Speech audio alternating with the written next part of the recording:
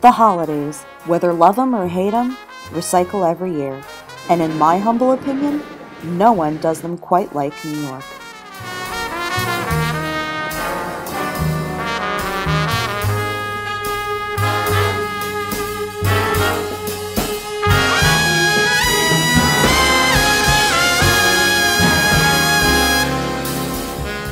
With the intention of goodwill towards all, and my personal avoidance of the city during SantaCon weekend, when New York dresses up for the occasion, hopefully most are encouraged to join the party.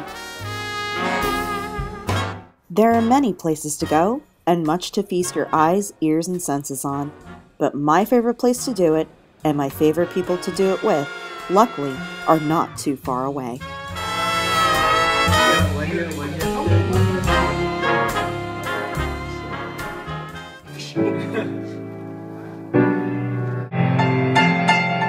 Oh God, now it gets hard.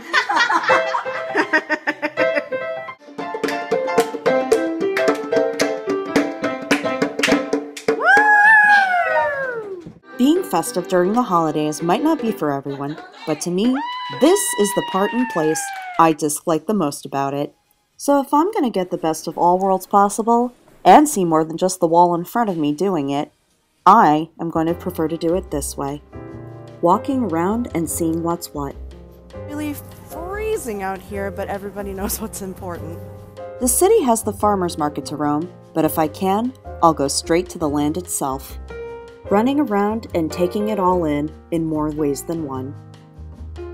Returning to visit Jason during the holidays is a huge change from the warmth of a few months ago, but it's still the same holiday experience, in a place and with people I love. And in a fair contrast to New York City in holiday season, there's still a crowd at each other's space, the folks know where the entertainment is at, and there's a giant tree. But in fact, there are many trees. Different season, but it's so cold in the chicken coop. Way too cold. And also alike to the city, great food is available on our visit. But I guarantee you, this winter experience of eating rocks it just a little more. And there's nothing quite like an outdoor winter barbecue.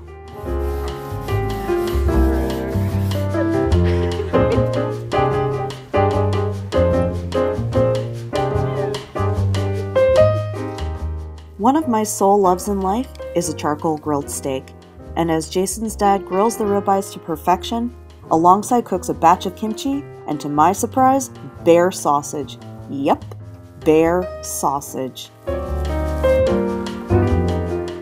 Someone once wrote, if I want to show someone how much I love them, I make them short ribs. I love it, because I was the fiend that wanted to very much to send everybody home with a bag of marinated kalbi after my wedding. Unfortunately, I was dissuaded from that idea. What silly people think that photo booth photos are better than a bag of meat? So when you want to show people how much you love them this season, you can try doing it with these great dishes.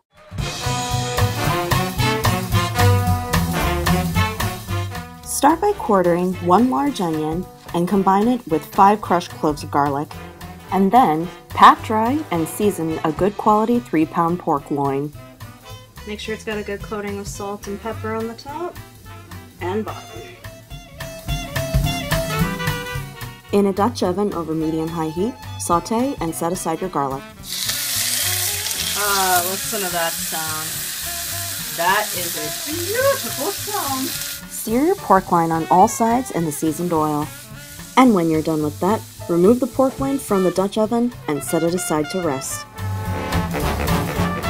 So these little brown bits here are going to have all your flavor. Right now what we're going to do, take a little more oil. Now we're going to drop in our vegetables. Sauté your onions, some additional garlic, and about 8 ounces of carrots. Preheat your oven and then prepare about 4 cups of milk. Alright, now we're going to add a little milk. I'm going to scrape up all those brown bits. It's going to lay all the groundwork for our gravy.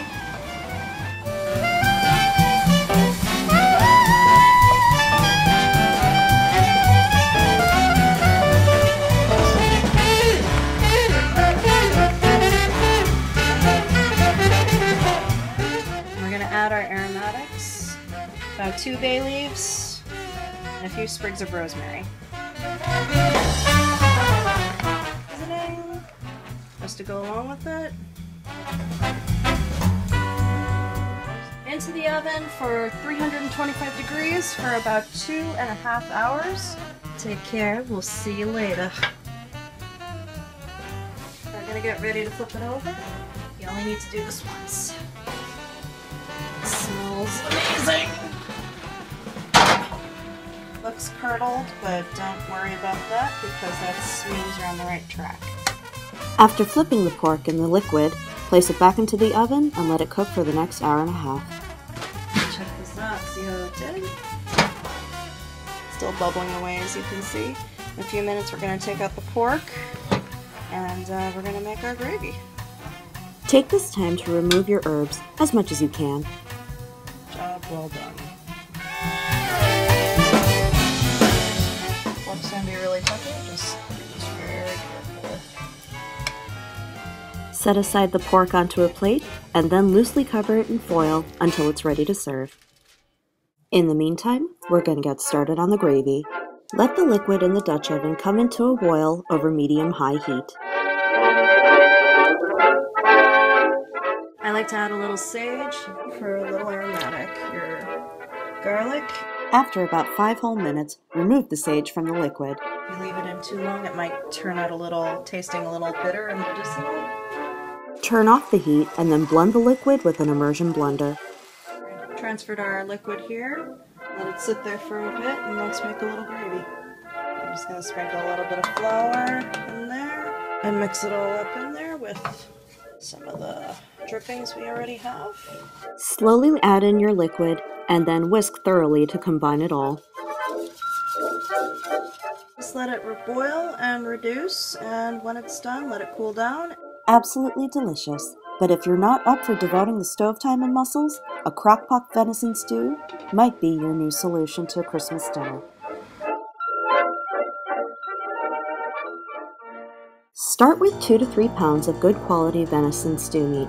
It's very lean, so you want to pat it dry and be prepared to add lots of flavor. Cube it into large pieces and then set it aside in a big bowl. Pour in about 300 milliliters of Cabernet wine and add in your aromatics, a sprig of thyme and 3 bay leaves, along with a handful of crushed garlic cloves. Especially pepper to drown out some of the meat smell. Season it well with salt and pepper and 7 ounces of Coca-Cola for tenderizing. Cover the bowl tightly and then put it into your fridge for about 5 hours or at best overnight. When time's up, discard your garlic and herbs from the marinade and set aside your meat for drying. I let it rest on a paper towel for about 10 minutes. Reserve every bit of that marinade liquid for later because it's going to be the foundation for a lot of the great flavor. Next, we prep about 3 ounces of bacon, about 4 potatoes, and 2 carrots. Cook your bacon in a sauté pan with a little bit of olive oil, and when it's done, wrap it up and set it aside in your refrigerator for when the stew is done. Season your venison with salt and pepper, and then brown the cubes on all sides in your bacon drippings.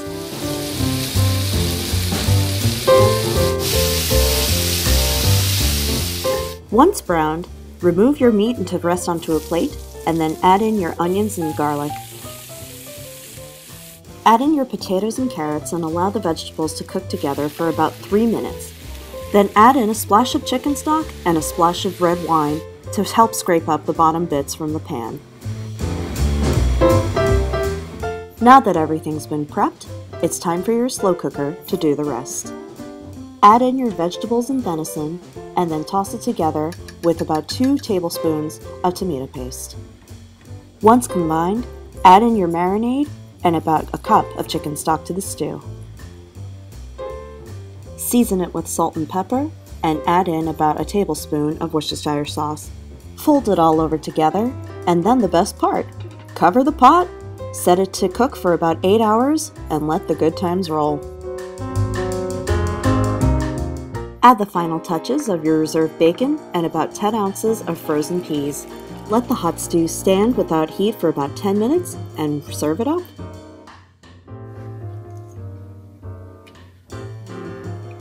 Absolutely delicious. A hearty meal, why not have it? stick around because there's still lots more to be had this holiday season.